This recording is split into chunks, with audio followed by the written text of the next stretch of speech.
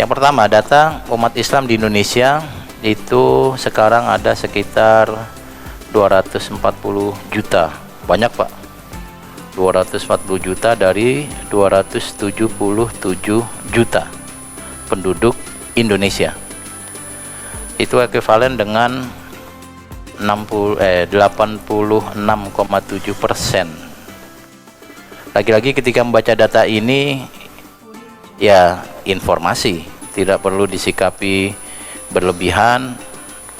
Misalnya kekhawatiran bahwa ini karena banyak orang yang murtad. Nah, yang murtad banyak, yang masuk Islam banyak Pak ya. Ya kayak mirip orang main bola lah, ada transfer, ada yang masuk, ada yang keluar. Tapi ini datanya segitu. Datanya adalah 240 juta penduduk Indonesia beragama Islam, sekitar 86,7%. Kalau data yang lebih besar lagi, data umat Islam seluruh dunia itu sekitar 2 miliar 22 juta dari sekitar 8 miliar orang. Itu artinya 25% penduduk di dunia itu beragama Islam. Ini besar Pak. Dibandingkan agama lain, Islam itu agama yang paling terakhir ya Pak ya. Yang lain udah mapan, udah settle, udah didukung dengan perangkat apapun. Islam belakangan, dan ternyata jumlahnya besar. Dan menurut Pew Research Organization di Amerika, Islam adalah agama yang pertumbuhannya paling cepat. Jadi pertumbuhan manusia kalau tidak ada peperangan, tidak ada pandemi, itu 2,7% kalau nggak salah. Tapi pertumbuhan umat Islam 2,9% kalau nggak salah ya. Nah, tinggal dibaca lagi datanya. Jadi artinya bahwa kita adalah agama yang progresif pertumbuhannya, dan termasuk walaupun paling akhir kemunculannya, tapi yang paling besar dari sisi jumlah dan kuantitas. Bapak dan Ibu sekalian, seluruh dunia ada sekitar 2 miliar 22 juta orang beriman, yang artinya ada 2 miliar orang beriman kepada Al-Quran. Jumlah yang besar Pak. Al-Quran diimani oleh 2 miliar lebih umat manusia sekarang ini.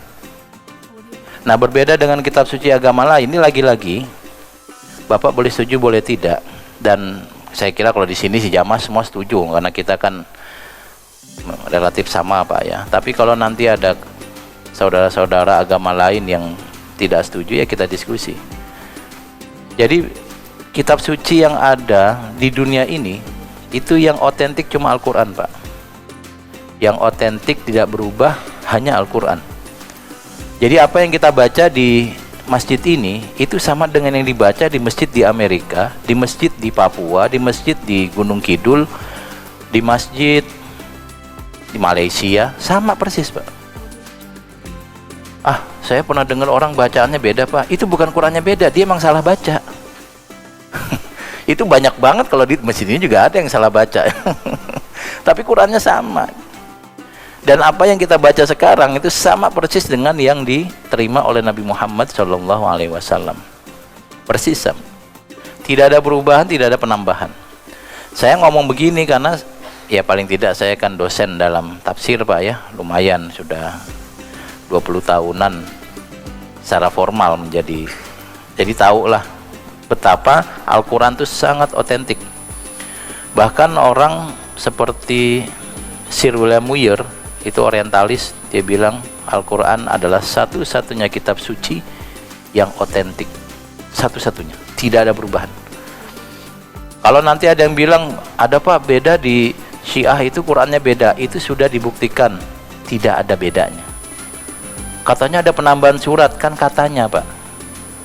Makanya kita harus harus punya kemampuan untuk menyeleksi informasi, jangan semua katanya diterima. Nanti kalau katanya diterima, kita udah berapa kali mau kiamat ya Pak. Tahun 2012 mau kiamat nggak jadi, tahun 2000 mau kiamat nggak jadi, ini kiamat ditunda mulu. Kan katanya kiamat ya, katanya dipercaya, susah kalau katanya. Dan memang otentik, Pak. Kitab suci mana? Ya saya kalau ada kesempatan saya mau menyampaikan yang saya tahu terkait beberapa kitab suci. Agama Kristen, saudara-saudara kita agama Kristen, mereka mengakui kok kitab sucinya jumlahnya beda, kitab antara Protestan sama Katolik. Jumlahnya beda, Pak. Nanti Bapak baca di Konsili Nikea, saya nggak tahu 1 atau 2 kesepakatan untuk memilih kitab yang masuk dalam Bible. Bagaimana sejarah Bible disusun, kenapa King James Version yang paling populer, itu ada pembahasannya. Termasuk kalau kita pakai kitab suci agama Hindu misalnya, di sana ada kisah perang Pandawa dengan Kurawa, settingannya di sana, Mahabharata, epik Mahabharata. Sampai di sini ada tambahannya, Punokawan, ada Semar, Bagong, Petruk sama Gareng. Di sana nggak ada yang tahu, di sini ada, Pak. Nggak tahu kenapa orang Indonesia iseng banget nambahin. Tiba-tiba perang Baratayuda tuh harus ada Punokawannya, ya harus ada Ki Semar yang nggak pernah pakai baju, cuma kaos dalam doang. Ada Petruk yang mancung, ada Bagong yang bantet, ada Gareng yang bopeng. Karena katanya nggak lucu. Kalau perang doang harus ada yang lucu. Ini tambahin. Nah itu kan contoh, Pak. Baik Bapak dan Ibu sekalian, kenapa Al-Quran bisa otentik dan terjaga sampai sekarang? Ada banyak faktor. Salah satunya adalah Al-Quran amat sangat sering dan banyak dibaca dan dihafal.